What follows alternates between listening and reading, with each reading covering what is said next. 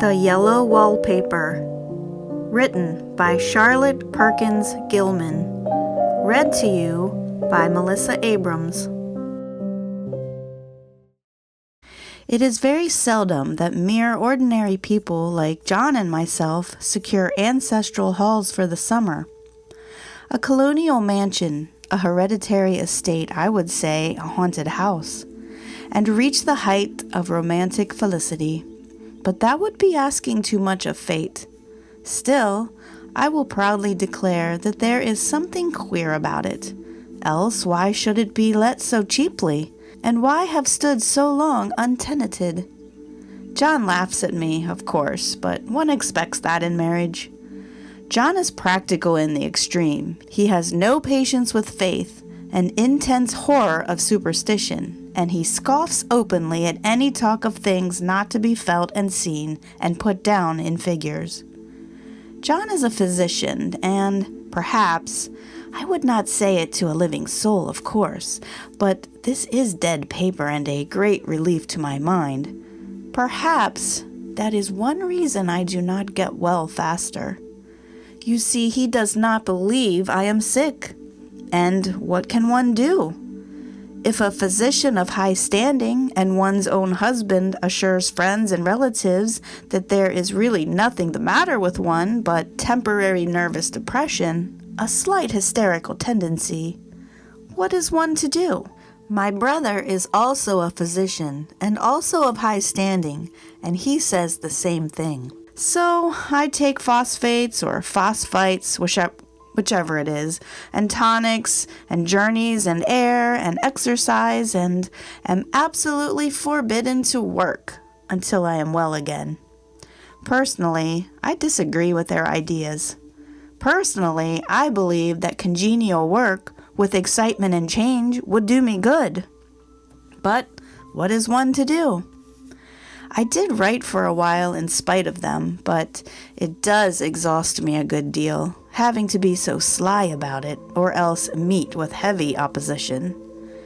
I sometimes fancy that in my condition, if I had less opposition and more society and stimulus, but John says the very worst thing I can do is to think about my condition, and I confess it always makes me feel bad. So I will let it alone and talk about the house. The most beautiful place. It is quite alone, standing well back from the road, quite 3 miles from the village. It makes me think of English places that you read about, for there are hedges and walls and gates that lock and lots of separate little houses for the gardeners and people. There is a delicious garden. I never saw such a garden, large and shady, full of box-bordered paths and lined with long, grape-covered arbors with seats under them.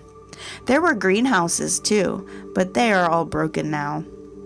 There was some legal trouble, I believe. Something about the heirs and co-heirs. Anyhow, the place has been empty for years. That spoils my ghostliness, I'm afraid, but I don't care. There is something strange about the house. I can feel it.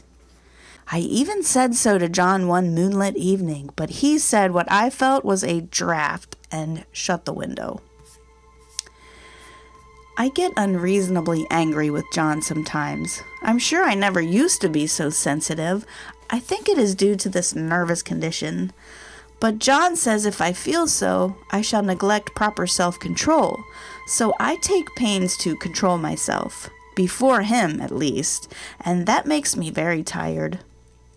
I don't like our room a bit. I wanted one downstairs that opened on the piazza and had roses all over the window and such pretty old-fashioned chintz hangings, but John would not hear of it. He said there was only one window and not room for 2 beds and no near room for him if he took another. He is very careful and loving and hardly lets me stir without special direction. I have a schedule of prescriptions for each hour in the day. He takes all care for me, and so I feel basely ungrateful not to value it more.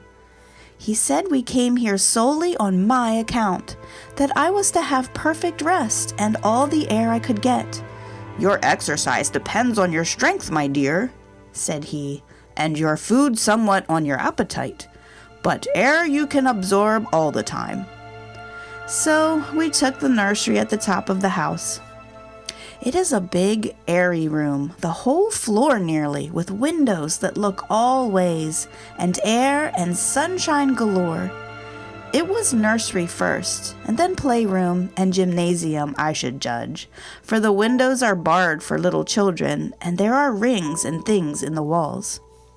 The paint and paper look as if a boys' school had used it. It is stripped off, the paper, in great patches all around the head of my bed, about as far as I can reach, and in a great place on the other side of the room low down. I never saw a worse paper in my life. One of those sprawling, flamboyant patterns committing every artistic sin. It is dull enough to confuse the eye in following, pronounced enough to constantly irritate and provoke study, and when you follow the lame, uncertain curves for a little distance, they suddenly commit suicide, plunge off at outrageous angles, destroy themselves in unheard of contradictions. The color is repellent, almost revolting, a smoldering, unclean yellow, strangely faded by the slow-turning sunlight. It is a dull, yet lurid orange in some places, a sickly sulfur tint in others. No wonder the children hated it. I should hate it myself if I had to live in this room long. There comes John. I must put this away. He hates to have me write a word. We have been here 2 weeks, and I haven't felt like writing before since that first day. I am sitting by the window now, up in this atrocious nursery, and there is nothing to hinder my writing as much as I please, save lack of strength. John is away all day, and even some nights when his cases are serious. I am glad my case is not serious, but these nervous troubles are dreadfully depressing. John does not know how much I really suffer. He knows there is no reason to suffer, and that satisfies him. Of course, it is only nervousness. It does weigh on me so not to do my duty in any way. I meant to be such a help to John, such a real rest and comfort, and here I am a comparative burden already. Nobody would believe what an effort it is to do what little I am able, to dress and entertain and order things. It is fortunate Mary is so good with the baby, such a dear baby, and yet I cannot be with him. It makes me so nervous. I suppose John never was nervous in his life. He laughs at me about this wallpaper. At first he meant to repaper the room, but afterwards he said that I was letting it get the better of me, and nothing was worse for a nervous patient than to give way to such fancies. He said that after the wallpaper was changed, it would be the heavy bedstead, and then the barred windows, and then that gate at the head of the stairs, and so on. "You know the place is doing you good," he said, "and really, dear, I don't care to renovate the house just for a 3 months' rental." "Then do let us go downstairs," I said. "There are such pretty rooms there." Then he took me in his arms and called me a blessed little goose, and said he would go down cellar, if I wished, and have it whitewashed into the bargain. But he is right enough about the beds and windows and things.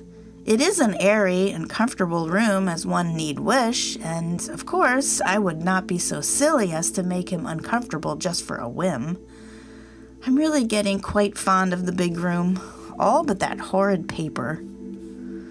Out of one window I can see the garden, those mysterious, deep-shaded arbors, the riotous old-fashioned flowers and bushes and gnarly trees.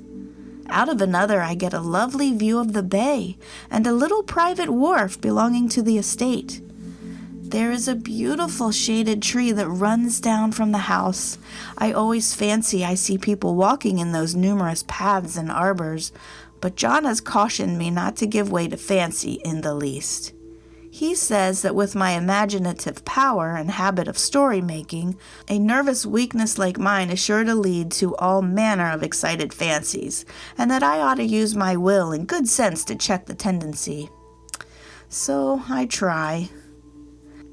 I think sometimes that if I were only well enough to write a little, it would relieve the press of ideas and rest me. But I find I get pretty tired when I try. It is so discouraging not to have any advice and companionship about my work. When I get really well, John says he will ask Cousin Henry and Julia down for a long visit, but he says he would as soon put fireworks in my pillowcase as to let me have those stimulating people about now. I wish I could get well faster, but I must not think about that. This paper looks to me as if it knew what a vicious influence it had. There is a recurrent spot where the pattern lolls like a broken neck and two bulbous eyes stare at you upside down. I get positively angry with the impertinence of it and the everlastingness. Up and down and sideways they crawl, and those absurd, unblinking eyes are everywhere. There is one place where two breaths didn't match, and the eyes go all up and down the line, one a little higher than the other. I never saw so much expression in an inanimate thing before. We all know how much expression they have. I used to lie awake as a child and get more entertainment and terror out of blank walls and plain furniture than most children could find in a toy store. I remember what a kindly wink the knobs of our big old bureau used to have, and there was one chair that always seemed like a strong friend. I used to feel that if any of the other things looked too fierce, I could always hop into that chair and be safe. The furniture in this room is no worse than inharmonious, however, for we had to bring it all from downstairs. I suppose when this was used as a playroom, they had to take the nursery things out, and no wonder I never saw such ravages as the children have made here. The wallpaper, as I said before, is torn off in spots, and it sticketh closer than a brother. They must have had perseverance as well as hatred. Then the floor is scratched and gouged and splintered. The plaster itself is dug out here and there, and this great heavy bed, which is all we found in the room, looks as if it had been through the wars. But I don't mind it a bit, only the paper. There comes John's sister, such a dear girl as she is, and so careful of me. I must not let her find me writing. She is a perfect and enthusiastic housekeeper, and hopes for no better profession.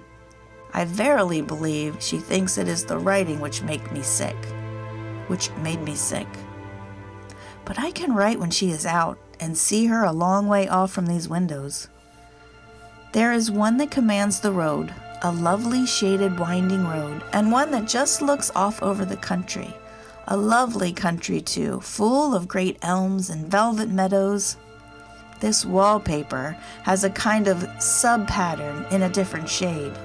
A particularly irritating one, for you can only see it in certain lights, and not clearly then. But in the places where it hasn't faded, and where the sun is just so, I can see a strange, provoking, formless sort of figure that seems to skulk about behind that silly and conspicuous front design. There's Sister on the stairs. Well, the 4th of July is over. The people are all gone and I'm tired out. John thought it might do me good to see a little company, so we just had Mother and Nellie and the children down for a week. Of course, I didn't do a thing. Jenny seems to everything now. But it tired me all the same. John says if I don't pick up faster, he shall send me to Weir Mitchell in the fall. But I don't want to go there at all. I had a friend who was in his hands once, and she says he is just like John and my brother, only more so. Besides, it is such an undertaking to go so far. I don't feel as if it was worthwhile to turn my hand over for anything.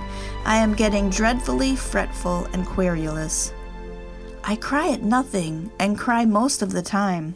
Of course, I don't know when John is here, or anybody else, but when I am alone. and I am alone a good deal just now. John is kept in town very often by serious cases, and Jenny is good and lets me alone when I want her to. So I walk a little in the garden or down that lovely lane, sit on the porch under the roses, and lie down up here a good deal. I'm getting really fond of the room, in spite of the wallpaper, perhaps because of the wallpaper. It dwells in my mind so.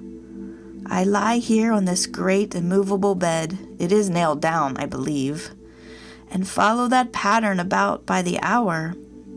It is as good as gymnastics, I assure you. I start, we'll say, at the bottom, down in the corner over there, where it has not been touched, and I determine for the 1000th time that I will follow that pointless pattern to some sort of conclusion.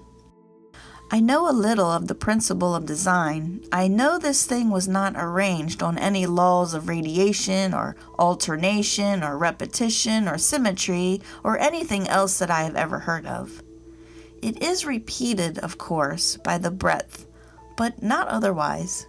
Looked at in one way, each breath stands alone. The bloated curves and flourishes, a kind of debased Romanesque, with delirium tremens, go waddling up and down in isolated columns of fatuity. But on the other hand, they connect diagonally, and the sprawling outlines run off in great slanting waves of optic horror, like a lot of wallowing seaweeds in full chase. The whole thing goes horizontally, too. At least it seems so, and I exhaust myself in trying to distinguish the order of its going in that direction. They have used a horizontal breadth for a frise, and that adds wonderfully to the confusion. There's one end of the room where it is almost intact, and there, when the cross lights fade and the low sun shines directly upon it, I can almost fancy radiation after all. The interminable grotesque seems to form around a common center and rush off in headlong plunges of equal distraction. It makes me tired to follow it. I will take a nap, I guess. I don't know why I should write this. I don't want to. I don't feel able. And I know John would think it absurd. But I must say what I feel and think in some way. It is such a relief. But the effort is getting to be greater than the relief. Half the time now I am awfully lazy and lie down ever so much. John says I mustn't lose my strength, and has me take cod liver oil and lots of tonics and things, to say nothing of ale and wine and rare meat.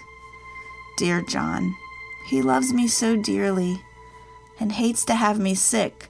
I tried to have a real earnest, reasonable talk with him the other day and tell him how I wish he would let me go and make a visit to Cousin Henry and Julia. But he said I wasn't able to go, nor able to stand it after I got there. And I did not make out a very good case for myself, for I was crying before I had finished. It is getting to be a great effort for me to think straight. Just this nervous weakness, I suppose. And dear John gathered me up in his arms and just carried me upstairs and laid me on the bed and sat by me and read to me till I tired my head. He said I was his darling and his comfort and all he had, and that I must take care of myself for his sake and keep well. He says no one but myself can help me out of it, and that I must use my will and self-control and not let any silly fancies run away with me. There's one comfort. The baby is well and happy, and does not have to occupy this nursery with the horrid wallpaper. If we had not used it, that blessed child would have. What a fortunate escape. Why, I wouldn't have a child of mine, an impressionable little thing, live in such a room for worlds. I never thought of it before, but it is lucky that John kept me here after all. I can stand it so much easier than a baby, you see. Of course, I never mention it to them anymore. I am too wise. But I keep watch of it all the time. There are things in that paper that nobody knows but me, or ever will. Behind that outside pattern, the dim shapes get clearer every day. It is always the same shape, only very numerous, and it is like a woman stooping down and creeping about behind that pattern. I don't like it a bit. I wonder, I begin to think, I wish John would take me away from here. It is so hard to talk with John about my case, because he is so wise and because he loves me so. But I tried it last night. It was moonlight. The moon shines in all around just as the sun does. I hate to see it sometimes. It creeps so slowly and always comes in by one window or another. John was asleep and I hated to waken him, so I kept still and watched the moonlight on that undulating wallpaper till I felt creepy. The faint figure behind seemed to shake the pattern, just as if she wanted to get out. I got up softly and went to feel and see if the paper did move, and when I came back, John was awake. "What is it, little girl?" he said. "Don't go walking about like that. You'll get cold." I thought it was a good time to talk, so I told him that I really was not gaining here, and that I wished he would take me away. "Why, darling," he said, "our lease will be up in 3 weeks, and I can't see how to leave before. The repairs are not done on the home, and I cannot possibly leave town just now. Of course, if you were in any danger, I could and would, but you really are better, dear, whether you can see it or not. I am a doctor, dear, and I know. You are gaining flesh and color. Your appetite is better. I feel really much easier about you." "I don't weigh a bit more," said I, "nor as much, and my appetite may be better in the evening when you are here, but it is worse in the morning when you are away." "Bless her little heart," said he with a big hug. "She shall be as sick as she pleases. But now let's improve the shining hours by going to sleep, and talk about it in the morning." "And you won't go away?" I asked gloomily. "Why, how can I, dear? It is only 3 weeks more, and then we will take a nice little trip of a few days while Jenny is getting the house ready. Really, dear, you are better." "Better in body, perhaps," I began and stopped short, for he sat up straight and looked at me with such a stern, reproachful look that I could not say another word. "My darling," said he, "I beg of you, for my sake and for our child's sake, as well as for your own, that you will never for one instant let that idea enter your mind. There is nothing so dangerous, so fascinating, to a temperament like yours. It is a false and foolish fancy. Can you not trust me as a physician when I tell you so?" So, of course, I said no more on that score, and we went to sleep before long. He thought I was asleep first, but I wasn't, and lay there for hours trying to decide whether that front pattern and back pattern really did move together or separately. On a pattern like this by daylight, there is a lack of sequence, a defiance of law that is a constant irritant to a normal mind. The color is hideous enough, and unreliable enough, and infuriating enough, but the pattern is torturing. You think you have mastered it, but just as you get well underway in following, it turns a back somersault, and there you are. It slaps you in the face, knocks you down, and tramples upon you. It is like a bad dream. The outside pattern is a florid arabesque, reminding one of a fungus. If you can imagine a toadstool in joints, an interminable string of toadstools, budding and sprouting in endless convolutions, why, that is something like it. That is, sometimes. There is one marked peculiarity about this paper, a thing nobody seems to notice but myself, and that is that it changes as the light changes. When the sun shoots in through the east window, I always watch for that first long, straight ray. It changes so quickly that I never can quite believe it. That is why I watch it, always. By moonlight. The moon shines in all night when there is a moon. I wouldn't know it was the same paper. At night, in any kind of light, in twilight, candlelight, lamplight, and worst of all, by moonlight, it becomes bars. The outside pattern, and the woman behind it is as plain as can be. I didn't realize for a long time what the thing was that showed behind, that dim sub-pattern. But now I am quite sure it is a woman. By daylight she is subdued, quiet. I fancy it is the pattern that keeps her so still. It is so puzzling. It keeps me quiet by the hour. I lie down ever so much now. John says it is good for me, and to sleep all I can. Indeed, he started the habit by making me lie down for an hour after each meal. It is a very bad habit, I am convinced, for you see, I don't sleep. And that cultivates deceit, for I don't tell them I am awake. Oh no. The fact is, I am getting a little afraid of John. He seems very queer sometimes, and even Jenny has an inexplicable look. It strikes me occasionally, just as a scientific hypothesis, that perhaps it is the paper. I have watched John when he did not know I was looking, and come into the room suddenly on the most innocent excuses, and I've caught him several times looking at the paper, and Jenny too.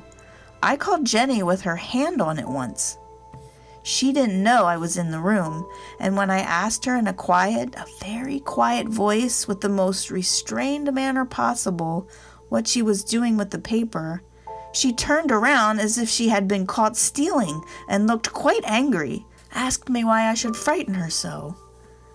Then she said that the paper stained everything it touched, that she had found yellow smooches on all my clothes and John's, and she wished we would be more careful. Did not that sound innocent? But I know she was studying that pattern, and I am determined that nobody shall find it out but myself. Life is very much more exciting now than it used to be.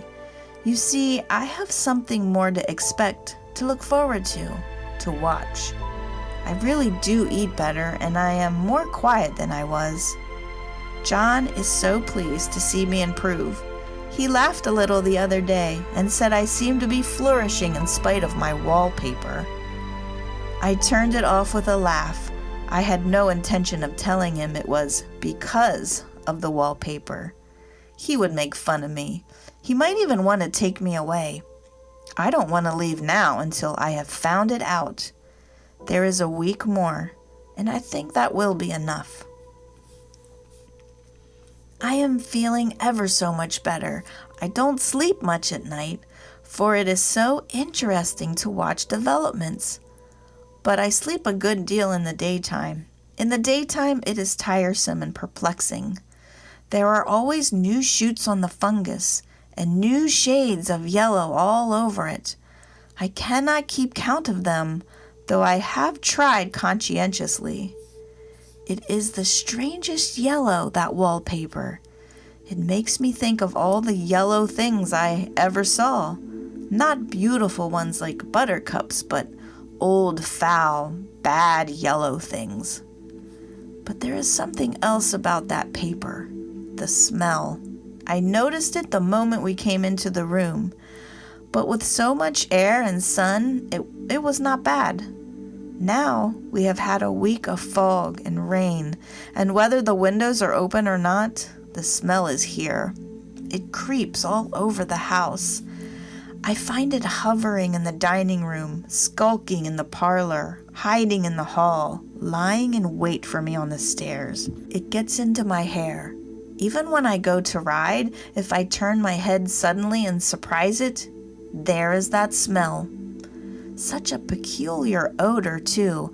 I have spent hours in trying to analyze it to find what it smelled like. It is not bad at first, and very gentle, but quite the subtlest, most enduring odor I ever met. In this damp weather, it is awful. I wake up in the night and find it hanging over me. It used to disturb me at first. I thought seriously of burning the house to reach the smell. But now I am used to it. The only thing I can think of that it is like is the color of the paper. A yellow smell. There is a very funny mark on this wall, low down near the mopboard. A streak that runs round the room. It goes behind every piece of furniture except the bed.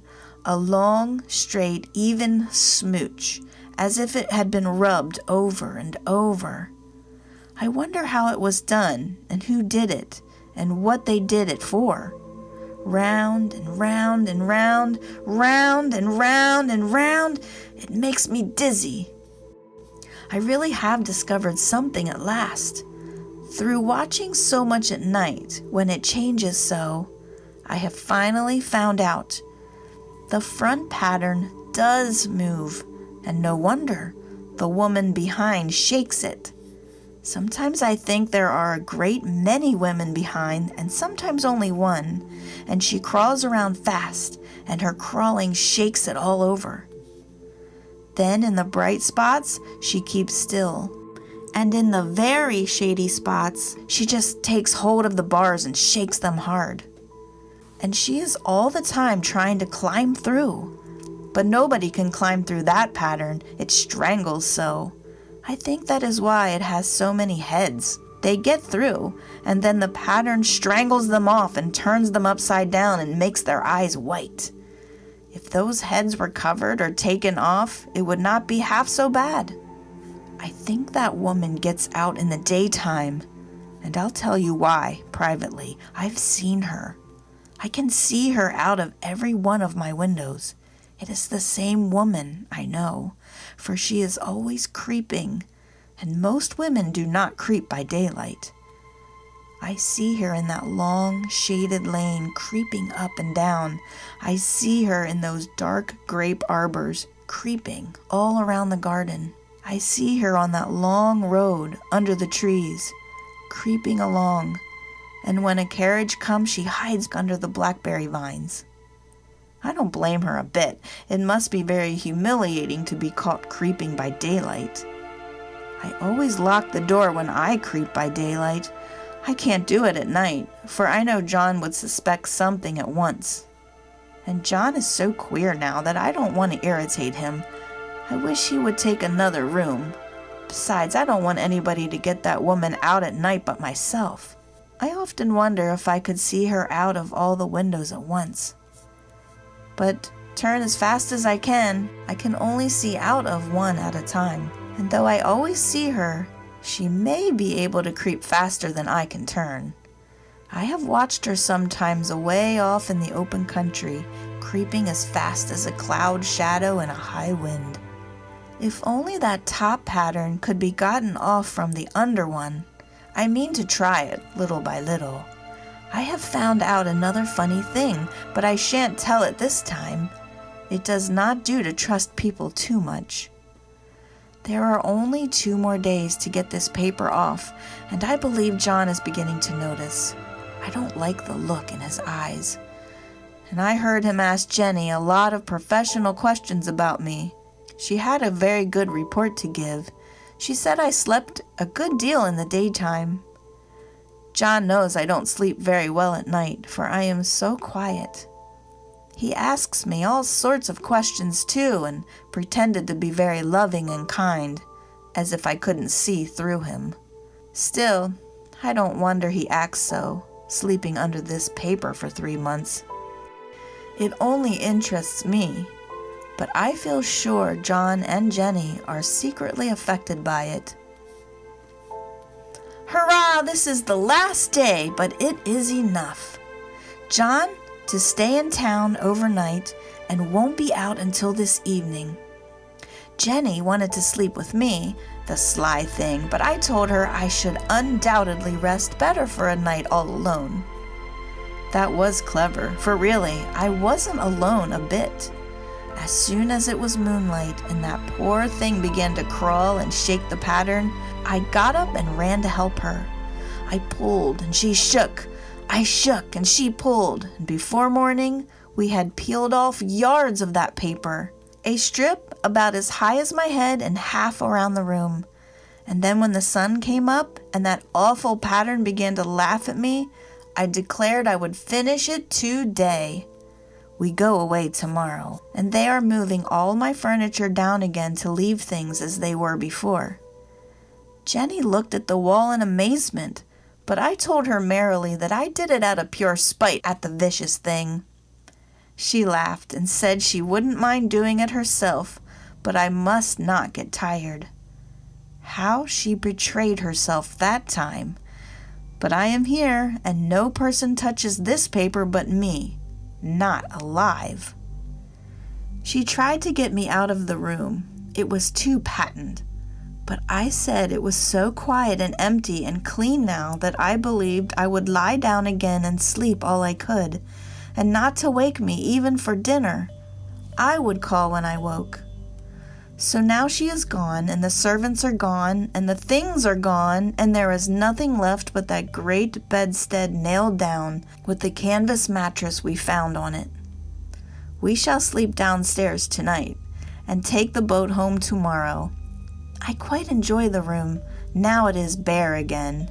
How those children did tear about here. This bedstead is fairly gnawed, but I must get to work. I have locked the door and thrown the key down into the front path. I don't want to go out, and I don't want to have anybody come in till John comes. I want to astonish him. I've got a rope up here that even Jenny did not find. If that woman does get out and tries to get away, I can tie her. But I forgot I could not reach far without anything to stand on. This bed will not move. I tried to lift and push it until I was lame. And then I got so angry I bit off a little piece at one corner, but it hurt my teeth. Then I peeled off all the paper I could reach standing on the floor. It sticks horribly, and the pattern just enjoys it. All those strangled heads and bulbous eyes and waddling fungus growths just shriek with derision. I am getting angry enough to do something desperate. To jump out of the window would be admirable exercise, but the bars are too strong even to try. Besides, I wouldn't do it. Of course not. I know well enough that a step like that is improper and might be misconstrued. I don't like to look out of the windows even. There are so many of those creeping women, and they creep so fast. I wonder if they all come out of that wallpaper as I did. But I am securely fastened now by my well-hidden rope. You don't get me out in the road there. I suppose I shall have to get back behind the pattern when it comes night, and that is hard. It is so pleasant to be out in this great room and creep around as I please. I don't want to go outside. I won't, even if Jenny asks me to. For outside you have to creep on the ground and everything is green instead of yellow.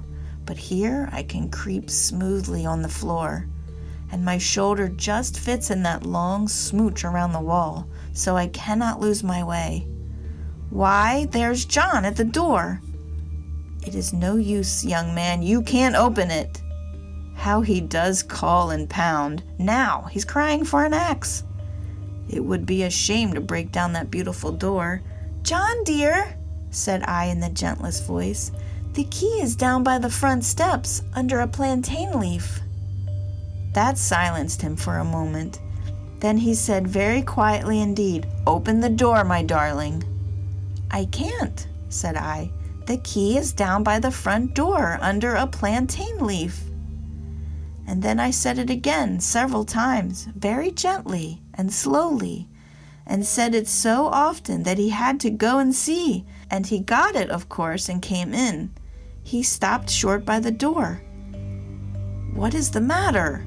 He cried. For God's sake, what are you doing? I kept on creeping just the same, but I looked at him over my shoulder. I've got out at last, said I, in spite of you and Jane. And I've pulled off most of the paper so you can't put me back. Now, why should that man have fainted? But he did, and right across my path by the wall, so that I had to creep over him every time.